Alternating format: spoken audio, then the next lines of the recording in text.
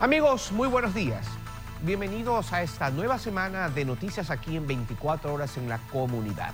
Comparto este espacio con mi querida Valerie Villalba, quien ya está junto a mí, listos para empezar con el desarrollo de la información. ¿Y qué tal, Luis? Amigos televidentes, ¿cómo están? Y feliz inicio de semana para todos. Así es, y vemos a nuestros equipos desplegados en distintos puntos de la ciudad. Por un lado, vemos a Paul Tutibén, quien nos va a contar que 2 niños fueron asesinados en la cooperativa San Francisco el fin de semana. Además, una niña también resultó herida. Adelante, Paul, con tu avance. Buen día.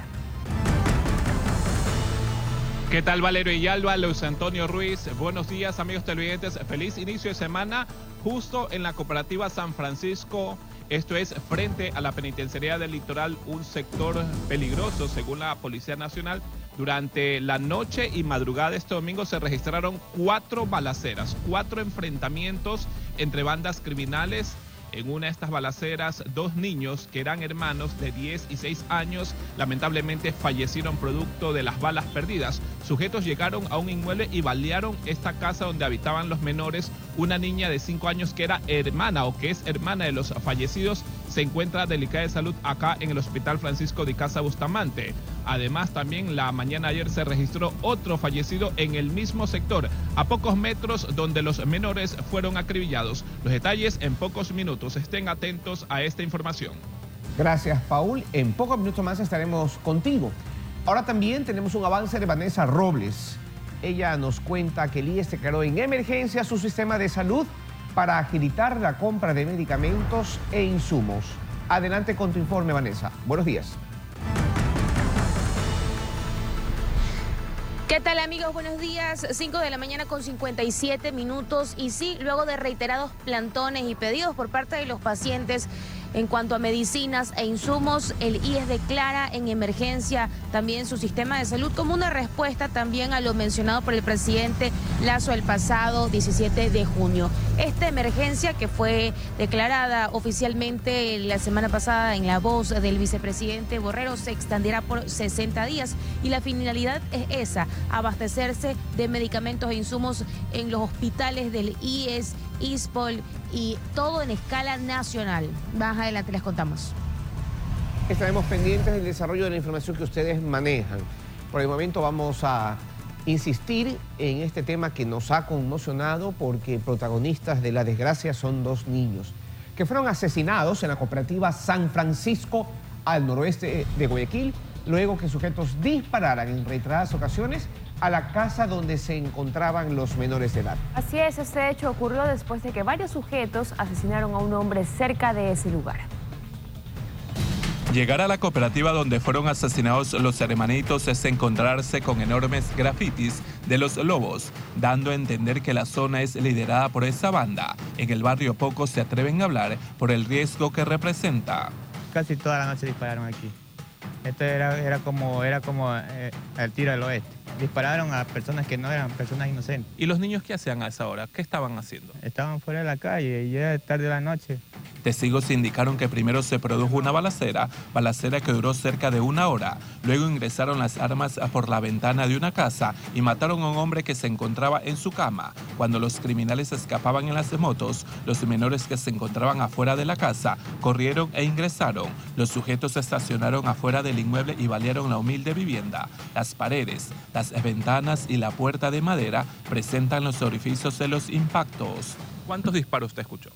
Mucho, sinceramente, había demasiados. ¿Los niños estaban afuera o adentro de la casa? No, estaban ahí en el portal de su casa con sus papás y al ver lo que estaba sucediendo, los niños ingresaron a la casa, pero ya pues las balas lo alcanzaron. Sí, lamentablemente los infantes fueron alcanzados por las balas. Alex, de 10 años, y Maite, de 6, eran hermanos. Murieron de forma inmediata. Su otra hermanita de 5 años, que se encontraba cerca, recibió un disparo. Ella se encuentra con pronóstico reservado en el Hospital Francisco de Casa Bustamante. Se da unos eventos criminales lamentables. Por afectar a un ciudadano, miembros de una banda delictiva antisociales abren fuego contra una de las viviendas, causando lamentablemente la muerte de 2 menores de edad, de 10 y 8 años respectivamente. Estos son daños colaterales. El hombre que primero acribillaron no registraba antecedentes penales, era familiar cercano de los niños asesinados. Se presume que son parientes por el apellido que coincide con la víctima mortal del día de ayer, con los menores asesinados. El suceso violento ocurrió aquí en la cooperativa San Francisco, distrito Pascuales, noroeste de Guayaquil, en esta casa Manzana 726, Solar 7. Los agentes de criminalística en la escena levantaron alrededor de 20 indicios balísticos. Por el triple crimen, la policía del servicio urbano trató de llegar lo más rápido para localizar a los individuos armados. Por el difícil acceso de las calles, todos escaparon. Ya que las calles se encuentran en mal estado, son calles de quinto y sexto orden, lo que dificulta la rápida acción que podemos dar como Policía Nacional. La Fiscalía y agentes de la INACET trabajan uniendo esfuerzos para tratar de detener a los responsables que apagaron la vida de los hermanitos en medio de la violencia desmedida que se vive en Guayaquil. Paul Tutibén, 24 horas. Y vamos precisamente a enlazarnos con Paul Tutibén para que nos dé detalles de la menor herida, la que quedó en este caso. Sí, Paul Tutibén está en el Hospital Francisco de Icaza Bustamante con todos los detalles, así que adelante, por favor, Paul, cuéntanos las novedades que hay en torno a esto. ¿Qué tal, compañeros? Nuevamente buenos días, amigos televidentes. A esta hora, 6 de la mañana con 1, 6 de la mañana con 1. Lo que ocurrió en la cooperativa San Francisco 1, sector noroeste de Guayaquil, es condenable. ¿Por qué con los niños? ¿Por qué causar daño de esta forma?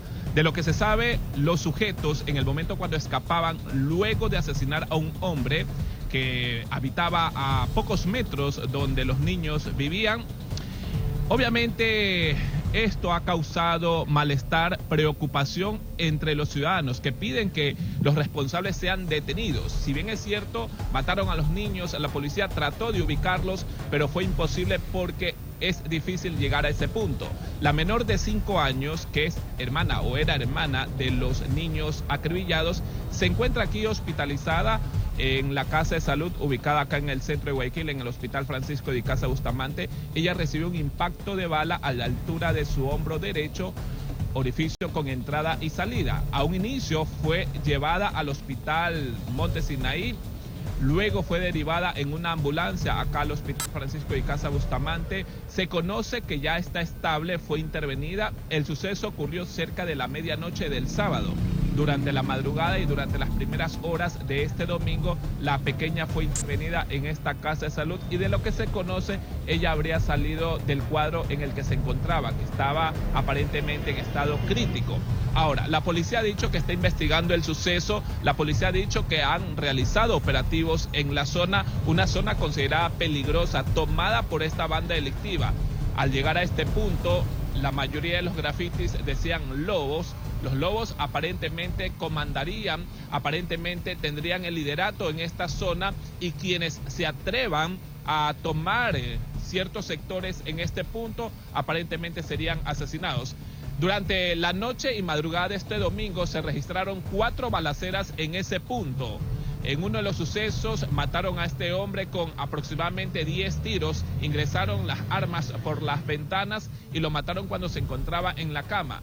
Minutos después, en el momento cuando los sicarios, estos hombres armados, escapaban de ese suceso, comenzaron a repartir balas prácticamente, dispararon a varias casas, se estacionaron en la parte de afuera de la casa donde habitaban los pequeños y en este inmueble dispararon por reiteradas ocasiones. Los menores, en el momento cuando presenciaron que los sujetos escapaban en la motocicleta, obviamente su reacción era esa, ingresar rápidamente a la casa por el miedo, por el temor de lo que pueda ocurrir. Pero lamentablemente los niños fueron alcanzados cuando se encontraban en la sala. La otra niña de 5 años se encontraba muy cerca y se le alojó o le cayó una bala a la altura de su hombro derecho. La policía ha mencionado que ha recabado todos los indicios necesarios para poder capturar a estos responsables que apagaron con la vida de estos angelitos, que no hacían nada malo. Se encontraban en su casa, el niño de 10, la otra niña de 6 años y la pequeña de 5 años que se encuentra internada acá en este hospital.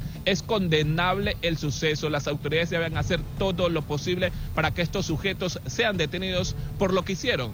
Se recuerda la semana pasada el niño de 11 años en el Guasmo Sur, donde también hicimos el reportaje en su momento. También llegaron sujetos y repartieron balas a todas las personas prácticamente que se encontraban ahí. registraron algunas personas heridas y un niño de 11 años. Y nuevamente se repite la historia. 2 niños fueron asesinados. ¿Qué hacían los niños? Nada. Nada, absolutamente nada. ¿Por qué con los niños? ¿Por qué estas bandas criminales se acechan con las criaturas cuando no hacen nada? Los niños tienen el derecho de ser libres, disfrutar de la vida y no ser atacados con disparos de lo que se ve hoy por hoy acá en Guayaquil, una ciudad considerada la más peligrosa del país. Luis Antonio, Valeria Villalba. Sí, Paul, y nos sumamos definitivamente a tu comentario porque es realmente condenable y nos remueve absolutamente todo este caso. Son 2 niños que murieron, una niña que se encuentra todavía hospitalizada, de lo que tú mencionas se encuentra estable afortunadamente, pero no deja de ser igual de importante e igual de condenable este hecho. Quiero preguntarte, Paul, sobre esta zona, sobre ese sector, porque hemos visto también en otras ocasiones cómo hay puntos en donde la policía ni siquiera puede entrar. Aquí vemos cómo está claramente delimitado una zona por una agrupación delictiva. ¿Qué ha pasado anteriormente con esta zona? La policía no puede ingresar porque los botan, como ya ha ocurrido en otros sectores, para que esto se dé. 4 balaceras en un fin de semana en la misma zona, el mismo sector. Paul, ¿qué pasa ahí? Tú a lo mejor de lo que pudiste ver y analizar un poquito, ¿cómo se encuentra ese sector? Correcto, la zona es difícil poder ingresar a ciertos puntos porque es como especie de un cerro donde no están pavimentadas las calles. Además de esto de que aparentemente estos sujetos que lideran esta banda se han tomado el territorio. La policía ha dicho que incluso para poder llegar ahí uno corre el riesgo de que les puedan robar. Por ejemplo, en lo personal, cuando me acerqué con mi camarógrafo, tuve que dejar estacionado el vehículo un poco lejos al lugar donde fueron asesinados los menores, porque para poder llegar ahí tienes que caminar más de 5 cuadras, subir el cerro y llegar hasta el punto. Los moradores me pidieron hacia dónde se va a dirigir. Le digo, donde ocurrió el suceso lamentable, donde los niños fueron asesinados. Me dice, vaya con cuidado, porque aquí la zona es peligrosa. Los mismos moradores dicen eso porque tienen miedo de que de pronto a uno le roban o le puedan hacer algo, ¿no? En el momento cuando dejé estacionado el carro, es algo personal que nos ocurrió, cuando dejé estacionado el carro tuve que dejarlo prácticamente con los moradores en la parte baja porque estaban haciendo limpieza en un canal que está en ese punto. Ellos nos dijeron, nosotros le cuidamos el carro, por favor, pídale a las autoridades, pídale por favor cuando haga el reportaje, cuando salga en vivo, que manden más resguardo policial acá a la cooperativa San Francisco 1, porque la zona prácticamente ha sido tomada por parte de ciertos sujetos que comandan estas bandas. Son sujetos que se dedican al expendio de drogas, son sujetos que se dedican a muertes bajo encargo, son sujetos que se dedican al sicariato, incluso son sujetos que aparentemente tendrían conexiones con líderes que se encuentran en la penitenciaría del Litoral, porque esta zona como tal queda justamente en la parte del frente de la penitenciaría del Litoral,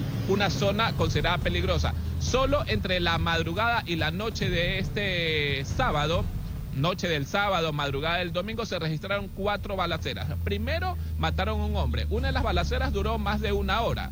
Luego mataron a los 2 niños y la pequeña quedó herida. Y el día de ayer, cerca de las 7 de la mañana, asesinaron a otro hombre en el interior de su vivienda. A este hombre también, a pocos metros donde fueron acribillados los pequeños, ingresaron las armas por las ventanas y le propinaron alrededor de 10 tiros. Imagínense, 4 sucesos en menos de 2 horas en ese mismo sector, un sector considerado peligroso. Correcto, Paul, gracias por el detalle de la información que nos has dado. No queda más que lamentar, como todos los días lo hacemos, esta situación de incertidumbre que vivimos a propósito del embate delictivo y de la inacción, no de la policía, señores. Eso tenemos que estar clarísimos. La policía no puede ir más allá de lo que le permite la ley. Y es la ley la que los tiene a todos los ecuatorianos, no solamente a ellos, atados de manos, sin poder hacer o llegar a acciones definitivas para solucionar este problema, y espero que ustedes entiendan a lo que quiero llegar. El problema yo creo que también pasa más allá de la operatividad, porque hemos visto pues el afán de nuestra policía por llegar a las cuevas donde estos miserables pasan. Lamentablemente no pueden ir más allá porque, repito, están atados a las manos de un Estado de Derecho que oportunamente se hizo para favorecer al delincuente. Ahora lo sabemos, ahora estamos seguros de ese plan maquiavélico acolitado por determinado porcentaje de la población para llegar a esto. El estado de incertidumbre en el que la delincuencia hace lo que da la gana y siempre sale ganando. ¿Con qué fines? Obviamente, abrir el plazo, el plano geográfico para la delincuencia, protectora o el grupo armado de los narcotraficantes. Eso es lo único que está pasando en este país. Y hay lecciones históricas que nos deja la vida, precisamente en otros países donde, claro, no llegaron a tan lejos porque no hubo esa planificación, ¿no?, maquiavélica de quienes ya sabemos para abrirle cancha a la delincuencia.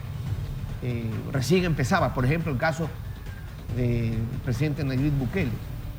En ese país apenas empezó esta situación, con los mismos hechos, el mismo libreto, el señor presidente declaró la guerra a las bandas. Y ahora pues vemos un país que ha recuperado, producto del imperio de la ley, porque allá la ley sí se reformó totalmente para darle cabida a la posibilidad de combatir de frente y con todos los argumentos a los operativos a los delincuentes.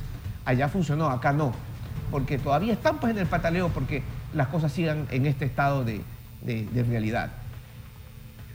Creo que cuando ya se tocan a los niños, ya hemos llegado al fondo más grande y esto se trastroca toda la realidad para convertirse en una prioridad. Porque imagínense ustedes, ya tenemos más de 2 meses contando de muertes de niños, de niños, de niños. Debe haber alguien que patee el tablero y digan, ¿sabes qué, señores? Esta es la prioridad nacional. Esta es la prioridad nacional, defender la vida de los niños. El resto de señores, está bien, vamos a la marcha ahí hablando, negociando, dialogando. Pero esta es la prioridad y hacia eso nos vamos a dirigir. Esperemos pues que alguien susurre, jale la oreja a quien toma decisiones y se dé cuenta de que nuestros problemas, más allá de económicos, son estos. Los de vivir en constante tensión, en incertidumbre, que nos impide ir más allá en el proceso de desarrollo, con ánimo, con ganas, con fe, con fuerza. Sí, mientras nosotros seguimos llorando a todas las víctimas colaterales, a niños, a jóvenes que no tienen nada que ver con los casos que hemos reportado. En el lloro nos quedamos. No pasa nada más, señores. No pasa nada más. Y es indignante porque mientras eso también pasó esas 4 balaceras en ese sector del noroeste de la ciudad, también se registraron otros hechos violentos, Luis Antonio, durante el fin de semana. Fueron 12 personas las que fueron asesinadas tan solo entre sábado y domingo. 12. Con eso son más de 30 muertos. 30 muertos, señores, durante la última semana. Dígame si este no es un tema prioritario. Dígame si por este tema no debe patearse el tablero, poner el país patas arriba. La violencia continúa en Guayaquil, pese a los intentos de la policía de bajar los índices de inseguridad. El último hecho ocurrió la mañana de este domingo, en el sector de Pascuales, Cooperativa San Francisco. Sujetos ingresaron a la casa de un hombre de 49 años y le dispararon en al menos 6 ocasiones, acabando con su vida. Esto se debería a que la víctima no quiso ingresar a una banda delictiva. En Sauce 6, por ejemplo, 2 sujetos en moto dispararon en reiteradas ocasiones contra un hombre. Pese a que llegó una ambulancia al lugar, no logró sobrevivir. La víctima presentaba antecedentes penales. Tiene 2 antecedentes, el último por tenencia de sustancias sujetas a fiscalización. Mientras también por la tarde, pero en el Guasmo norte-sur de la urbe, otros 2 hombres murieron tras recibir varios impactos de bala.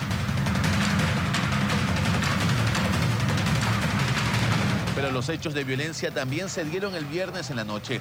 En el sur, en el sector de Floresta 2, un hombre de 48 años murió tras recibir varios disparos. Los causantes huyeron. La información que tenemos es de que habrían sido 2 ciudadanos en una motocicleta. Esta ha sido la tónica durante la semana, en la que una persona fue asesinada al interior de una salsoteca y otros 2 cuerpos se hallaron en el Guasmo y la Marta de Roldós, en el norte de Guayaquil. Mientras en el suburbio, cuando se velaba a un adolescente que murió también de manera violenta días atrás, sujetos llegaron y dispararon a los asistentes. Resultando una persona fallecida y 3 heridos. Con estos hechos, durante esta semana, se han registrado 39 muertes violentas en Guayaquil, Durán y San Borondón. Y dentro de las víctimas hay al menos 6 mujeres. Luis Alfredo Zúñiga, 24 horas. Son las 6:15 de la mañana. Escuche bien, el sur de Guayaquil fue afectado con el servicio de energía eléctrica luego de un incendio en una planta privada de una fábrica que al parecer estaba en mantenimiento. Desde ese punto vamos a hacer contacto con Alex Vargas para que nos cuente más detalles. Adelante, Alex, te escuchamos. Buen día. Sí, ¿qué tal? Qué gusto. Buenos días. Pues bien, ante la alarma de incendio, 2 declarada por parte del Cuerpo de Bomberos la tarde de ayer acá en el sur de Guayaquil, precisamente en esta planta de plástico, ¿verdad? Aquí en la Domingo Comín, junto a la ciudadela 9 de octubre, como ustedes pueden apreciar en imágenes. En este momento está personal técnico de una empresa contratista aún reparando ciertas cosas que, por supuesto, después de 6 horas tendrá que venir CENEL para ya habilitar el fluido eléctrico en esta planta que, por supuesto, están suspendidas las labores. Hay que dar a conocer esto y, por supuesto, la alarma de lo que ocurrió la tarde de ayer y también la preocupación porque cerca de 45.000 usuarios se quedaron sin el servicio de energía. Pero vamos a ver la siguiente nota con respecto a esta situación ocurrida la tarde de ayer. Veamos. A través de videos grabados por moradores de la zona se podía constatar la magnitud del incendio. La columna de humo espeso se podía visualizar desde lejos. La emergencia provocó pánico. De forma inmediata acudieron los bomberos. Completamente en llamas, la radiación daba 30 metros. Procedimos a hacer enfriamiento inicialmente y lograr aperturar las puertas para poder enfriar y esperar que nos corten la alimentación a la subestación. Esta empresa estaba haciendo algún tipo de mantenimiento, ya pusieron a trabajar la subestación y se provocó un incendio. La empresa está ubicada en la principal de la avenida Domingo Comín, a pocos metros de la ciudad La Pradera, sur de Guayaquil. Por la emergencia se evidenció congestión vehicular en la zona. Afortunadamente no se contaminaron ni las viviendas aledañas de la ciudadela ni la bodega posterior a la subestación. 14 unidades de combate contra incendios del Cuerpo de Bomberos atendieron el flagelo de alarma 2, registrado la 13 domingo en una subestación eléctrica ubicada en una empresa privada. Las llamas se produjeron por un corte de energía en el sector. Completamente toda la subestación sufrió el daño. Aparentemente provocó un corte de energía eléctrica a todo el sector. Luego del trabajo de enfriamiento por parte del Cuerpo Bomberil, el servicio eléctrico fue restablecido en la zona. La emergencia no dejó heridos ni víctimas que lamentar, solo daños materiales. Paul Tutibén, 24 horas. Así es, en este momento, como mencionábamos, está personal técnico y eléctrico de una empresa contratista. Mencionan que tomará, como mencionábamos, 6 horas el trabajo y están desde ayer, desde las 13 horas que ocurrió todo esto debido al problema de mantenimiento que se estaba dando y ciertos inconvenientes que se dieron en esta fábrica de plástico. Hay que mencionar que dentro de lo que se estuvo mencionando en las redes sociales, que debido a esto se suspendió el servicio eléctrico en todo el sur de Guayaquil. Pues déjeme decirle que no, fueron problemas que se debía a otras circunstancias, y mencionamos también que en lo que respecta al norte de Guayaquil, como Marta de Roldós, FAE, Atarazana y asimismo la vía La Costa, se deben a otros problemas muy separados. Según el tuit que nos menciona CENEL, si por favor producción me lo pone, mencionan ahí los de señores de CENEL, dice que nuestro personal técnico revisa el sistema para normalizar el servicio eléctrico afectado en varias zonas del noroeste y a la vía La Costa, como estábamos mencionando. Aún se desconoce la causa de la interrupción, mencionan en la cuenta de Twitter de CENEL. Hay que dar a conocer, son problemas muy separados, no tiene nada que ver lo que ocurrió acá en el sur de Guayaquil con lo que se dio en el norte de la ciudad. Hay que mencionar esto, por supuesto, después de muchas especulaciones, criterios muy distintos a lo que se dio la tarde de ayer aquí en esta fábrica privada de plástico y vidrio aquí en este sector de la avenida Domingo Comín frente a la ciudadela 9 de octubre. Como pueden ustedes apreciar en imágenes, hay personal de seguridad que está en la entrada principal, como vemos en la parte de atrás, como también estaba personal también de la ATM brindando la atención para que todo el personal técnico no tenga ningún problema y pueda estar este vehículo pesado mientras está la grúa sosteniendo a los eléctricos en la parte de arriba. Reiteramos,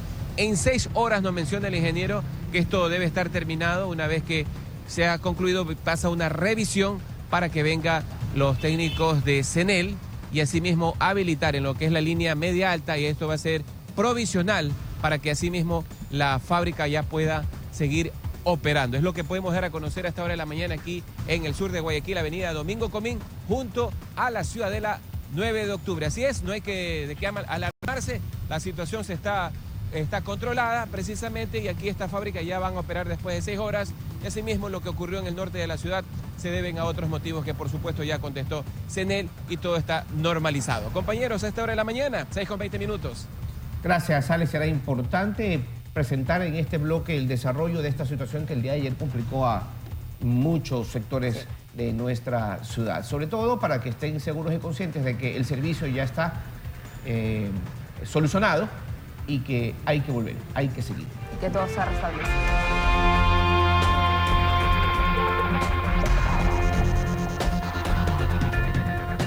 Muy bien, seguimos con más aquí 24 horas, cuando son las 6 de la mañana con 25 minutos y vamos a exteriores nuevamente porque el IES declaró en emergencia su sistema de salud para agilizar, por fin, la compra de medicamentos e insumos a escala nacional. Hacemos contacto con Vanessa Robles, quien nos va a contar más detalles al respecto desde el Hospital Teodoro Maldonado Carbo, precisamente del IES. Adelante, Vanessa, te escuchamos. Buen día. Amigos, buenos días. Son las 6 de la mañana con 25 minutos y sí, desde el 14 de julio hasta el 14 de septiembre tienen los hospitales del Seguro Social a nivel país para abastecerse no solo de insumos, sino también de medicamentos. Finalizada este lapso de emergencia, ellos deberán enviar las órdenes de compra a la Dirección del Seguro Social Campesino para verificar la legalidad de estos procesos. Esto llega 27 días después de que el presidente Lasso declarara en emergencia a todo el sistema público de salud, y tras reiterados plantones y pedidos de los pacientes e incluso de asociaciones de estos grupos vulnerables con enfermedades catastróficas por la falta de medicamentos. Tenemos un reportaje para recapitular todos los detalles en torno a este importante anuncio que lo hizo el vicepresidente Borrero en el marco del gabinete sectorial. El vicepresidente Alfredo Borrero confirmó el anuncio durante el Gabinete Sectorial de Salud de este viernes. El Instituto Ecuatoriano de Seguridad Social IES declaró la emergencia sanitaria, sumándose así a la declaratoria del sistema de salud que anunció el presidente Guillermo Lasso el pasado mes de junio. Lo cual va a contribuir a trabajar conjuntamente para solucionar los problemas que se han ido presentando. Con esto, se busca acelerar el abastecimiento de medicinas e insumos en los hospitales del IES. La resolución de esta institución precisa que la declaratoria de emergencia abarcará a todas las dependencias de la Dirección del Seguro General de Salud Individual y Familiar, así como del Seguro Social Campesino. Los 4 sistemas de salud liderados por el Ministerio de Salud Pública han declarado la emergencia en el sector salud, es decir, Ministerio de Salud Pública, Instituto Ecuatoriano de Seguridad Social, Instituto de las Fuerzas Armadas y de la Policía Nacional.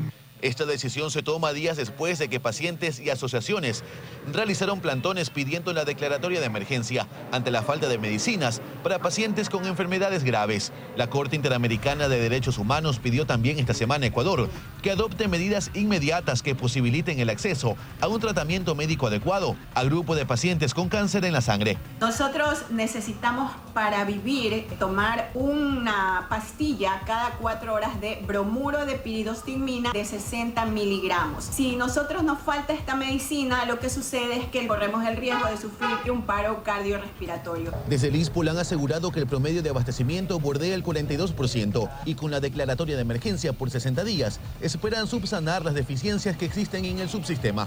La emergencia en el sistema de salud pública del país fue uno de los problemas mencionados por el sector indígena en medio de las manifestaciones a nivel nacional que se dieron en junio.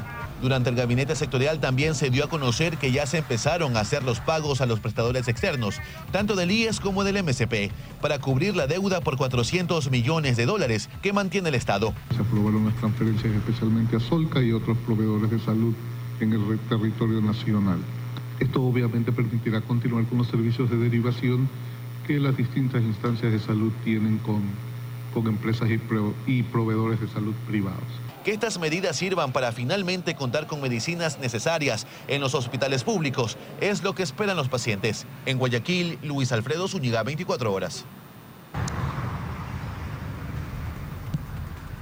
Es así como el gobierno nacional logra importantes avances en cuanto al sistema de salud y todo lo que corresponde con el tratamiento y el servicio que reciben los usuarios. No solo se logra o se da esta declaratoria de emergencia en los hospitales del Seguro Social, sino también ya inició este viernes el sistema de externalización de farmacias, sumado también a estos pagos que también ya arrancaron de parte del gobierno con las prestadoras externas de salud.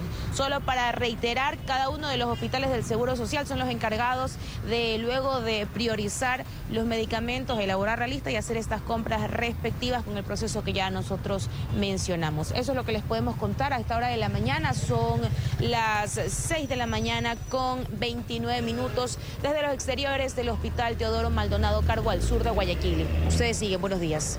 Gracias, Vanessa, buenos días. Así es, bueno, mejor tarde que nunca. Por fin se hace esta declaratoria de emergencia en el Instituto Ecuatoriano de Seguridad Social y esperemos que siga de la manera en que se anunció, ¿no? A paso rápido para que efectivamente se agilicen estas compras de medicamentos y sobre todo la entrega. No solamente que las compran y las dejen en las bodegas como ya hemos visto durante meses, sino que por fin se ha entregado a quienes lo necesitan, que son los pacientes justamente de ese sistema de salud. Así que esperemos que sea de esta manera.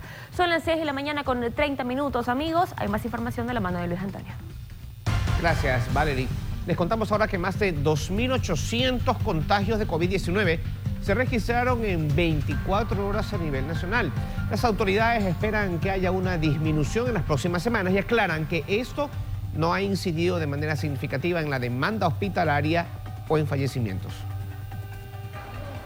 El repunte de casos de COVID-19 continúa en Ecuador. Según cifras del Ministerio de Salud, este sábado se dieron 2.805 nuevos contagios a nivel nacional y 2 fallecidos. Con esto suman 935.211 casos desde el inicio de la pandemia, según cifras oficiales.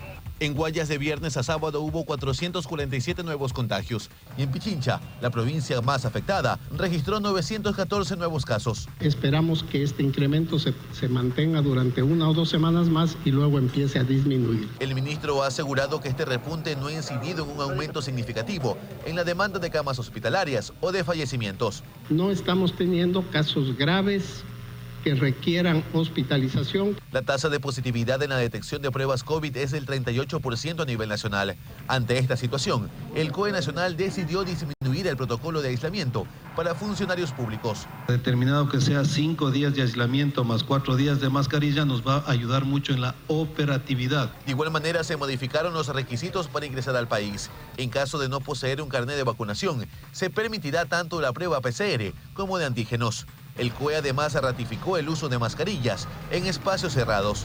Y en espacios públicos abiertos donde no garantice el distanciamiento social, como por ejemplo el transporte público, eventos masivos. De igual manera se actualizaron las cifras de cómo avanza la vacunación para el sector estudiantil. 3.117.711 tienen 2 dosis ya, una dosis 500.829 y aún existe 748.771 estudiantes que no han sido vacunados. Las autoridades incentivaron a la ciudadanía a continuar vacunándose para disminuir contagios y afectaciones en la salud. Luis Alfredo Zúñiga, 24 horas. Rapidito, nada más recordar entonces lo que dijo el capitán Zapata del COE Nacional. Mascarilla para espacios cerrados, Luis Antonio. Es impresionante cómo hasta el día de hoy, a pesar del aumento de contagios que hemos visto en estas últimas semanas, en lugares cerrados, en centros comerciales, en supermercados, hemos visto cómo todavía las personas no utilizan la mascarilla, van felices de la vida, rondeando por todos los pasillos y nadie que les diga, ¿sabe qué? Póngasela o si no, no puede ingresar. Son medidas clarísimas que las sabemos hace más de 2 años para evitar, o más bien para cortar esa cadena de contagio. Y hasta el día de hoy, no sé si se nos olvidó, si ya nos tranquilizamos, si las cifras no nos remueven todo una vez más. Pero es importante que tengamos esto en cuenta, señores. Por lo menos hasta que las cifras bajen y sea seguro nuevamente poder anunciar que se pueden retirar las mascarillas en espacios cerrados. Y acostumbrarse, porque es evidente que esta será nuestra realidad durante muchísimo tiempo más. Si es que no es hasta el fin de los tiempos, señores. Ya lo sabemos, así que por favor, manos a la obra. No dejemos que esto vaya más. Son las 6:33 de la mañana. Escuche bien, un taxista murió en un fuerte accidente de tránsito registrado en la vía Alpan acá en Guayas. Aparentemente el conductor intentó rebasar a un tráiler cuando se impactó contra un bus. El accidente fue entre un taxi amarillo cooperado y un bus del Cuerpo de Ingenieros del Ejército. El vehículo pequeño llevó la peor parte. El conductor falleció por el fuerte impacto que recibió. Nosotros veníamos bien por nuestro carril y un taxi viene y nos invade a nuestro carril por rebasar a un tráiler. El siniestro se registró cerca de las 18 horas este domingo en el kilómetro 14 de la vía Alpan en Guayas. Agentes de la Comisión de Tránsito del Ecuador tomaron procedimiento. Estamos hablando de un siniestro de tránsito ocasionado por tipología de choque frontal excéntrico, donde las partes frontales han impactado en todos sus ejes. El cuerpo del taxista quedó atrapado entre la carrocería. El cadáver fue retirado por bomberos y luego llevado a la morgue del Cantón Milagro. Tenemos la imprudencia en muchas ocasiones de los señores conductores que provocan estos siniestros de tránsito. Los dos vehículos fueron remolcados y llevados al canchón de la CTE. El conductor del bus quedó en calidad de retenido hasta determinar responsabilidades del siniestro. Paul Tutibén, 24 horas. Qué tragedia.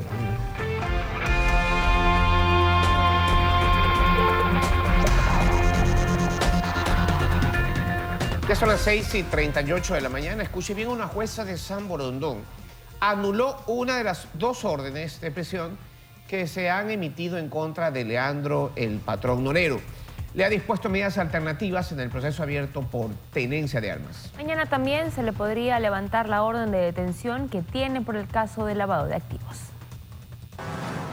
Una vez más, la justicia ecuatoriana favorece a Leandro Norero Tigua. El presunto narcotraficante detenido y procesado por lavado de activos está a solo un paso de recuperar su libertad. Este viernes, la jueza Glenda Ortega de la Unidad Judicial de San Borondón dejó sin efecto la orden de prisión preventiva que pesaba en su contra dentro de una causa penal por tenencia ilegal de armas. La magistrada reemplazó la medida cautelar por prohibición de salida del país, alegando que se trata de un delito menor que no supera el año de prisión, que es la tesis que manejó la defensa de Norero. Sin embargo, el fallo no puede ejecutarse y el patrón Norero seguirá detenido porque en su contra hay otra orden de prisión que corresponde al proceso por lavado de activos. Aunque esta medida también será reconsiderada por la justicia en los próximos días, pues la defensa de Norero apeló la decisión y la audiencia telemática para revisar esa orden de prisión preventiva está prevista para el próximo martes 19 de julio a las 16:20. Leandro Norero Tigua fue detenido en mayo de este año en su mansión situada en el cantón San Borondón, en la que la policía halló 6 armas de fuego, $6 millones en efectivo y 42 piezas de oro. Según el Ministerio del Interior, alias el Patrón es llamado así por ser el financista de las bandas del crimen organizado que operan en el país. Incluso se lo define como un narco invisible. La justicia ecuatoriana ya antes había fallado a su favor, permitiéndole recuperar su mansión e incluso a sus mascotas que estaban a cargo de inmobiliar tras su detención. Luisa María Heredia, 24 horas. Y ahora nos enlazamos con Paul Tutibén para que nos dé detalles de la menor herida en este caso, un hecho con el que abrimos este espacio informativo ya conmocionado. Sí, recordemos que se trata de una de las 4 balaceras que se registraron en la cooperativa San Francisco, esto en el noroeste de la ciudad, y Paul Tutibén está en el Hospital Francisco de Icaza, Bustamante, con más detalles. Adelante, Paul.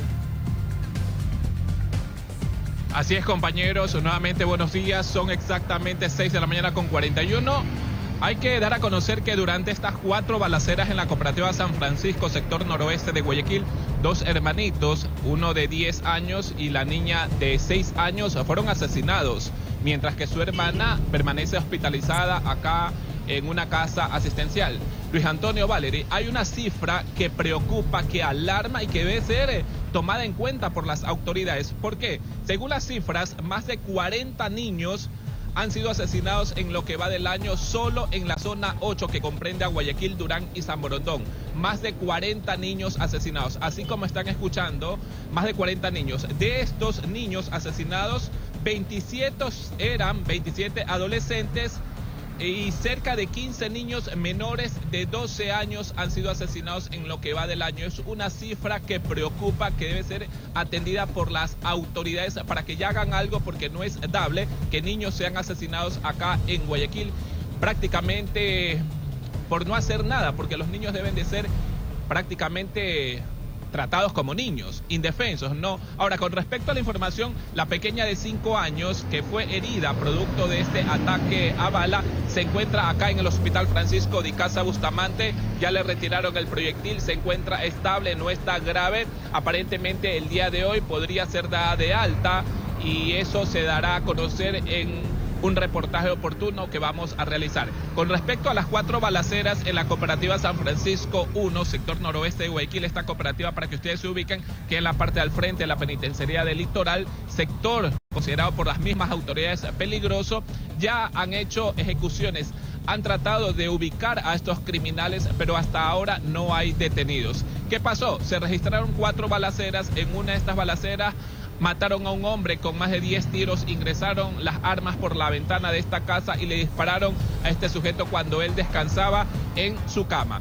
Luego, en el momento cuando escapaban los criminales, comenzaron a disparar en varias casas. Lamentablemente llegaron a este inmueble donde habitaban las criaturas y los asesinaron cuando se encontraban en la sala, porque ellos se encontraban primero en el portal. Al ver a estos criminales que escapaban en la motocicleta, se asustaron, ingresaron a la casa y estos individuos se estacionaron afuera y comenzaron a disparar. Lamentablemente los 2 hermanos fallecieron y su hermanita quedó herida. Serían o habrían sido sobrinos del primer hombre que fue asesinado a pocos metros. Luego se registró otra balacera y este domingo a las 7 de la mañana mataron también con 12 tiros a otro hombre bajo la misma modalidad. Ingresaron las armas por la ventana de una casa y lo acribillaron cuando él se encontraba descansando. Finalmente, ayer domingo, alrededor de las 9 de la mañana, se produjo otra balacera en el mismo sector. Es lo que se ha registrado con respecto a las muertes de los niños. Repetimos, Luis Antonio, Valerio y Alba. Las cifras son las siguientes. En lo que va del año, más de 40 niños han sido asesinados acá en la zona 8 que abarca Guayaquil, Durán y San Borondón. 27 eran adolescentes y cerca de 15 niños eran menores de 12 años. Es la información a esta hora. Luis Antonio, Valerio, tienen más en estudios. Es de locos esto, por Dios. Nos quedamos perplejos ante esta estadística mortal que lo dice absolutamente todo. Nos duele en el alma definitivamente y nos duele más también la inacción.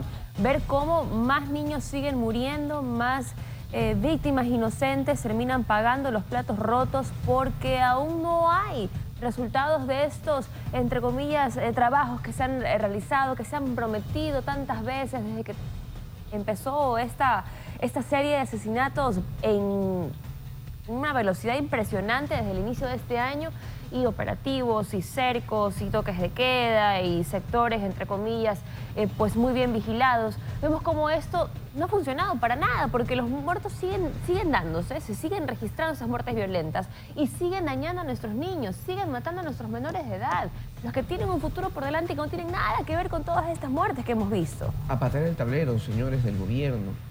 Este sí es un tema prioritario, sí es un tema de vida o muerte. Son las 6:45 de la mañana. Escuche bien, el 99% de los menores de edad que son reportados como desaparecidos a nivel nacional se han ido de sus viviendas de forma voluntaria, un hecho que se ha convertido en recurrente en nuestra realidad. Sí, especialistas hacen un llamado a los padres de familia sobre el control que deben ejercer a sus hijos.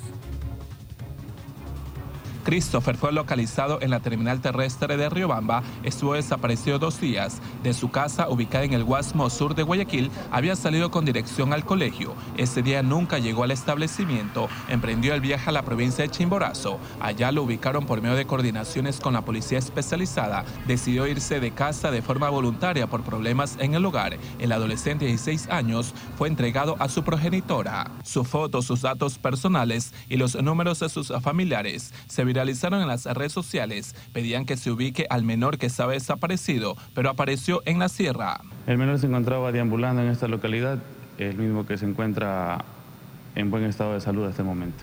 Así como el caso de Christopher, decenas de jóvenes ven como salida irse de sus hogares, como sinónimo de liberarse, según ellos, de la presión, control de los padres o problemas. Andrea Hernández, especialista en bioneuroemoción, explica que eso se debe al vacío que existe en el menor. No es al azar que un chico coja y se desaparezca. Estamos hablando que emocionalmente viene con muchos vacíos. Es una manera de poderle demostrar mi insatisfacción familiar hacia papá, hacia mamá. Los casos de desapariciones se registran diariamente en la Dirección Especializada en Niñas, Niños y Adolescentes DINAPEN. En esa desaparición provocada se exponen y sufren riesgos de accidentes de tránsito, han sido escopolaminados, han sido abordados por personas que les han agredido física y sexualmente.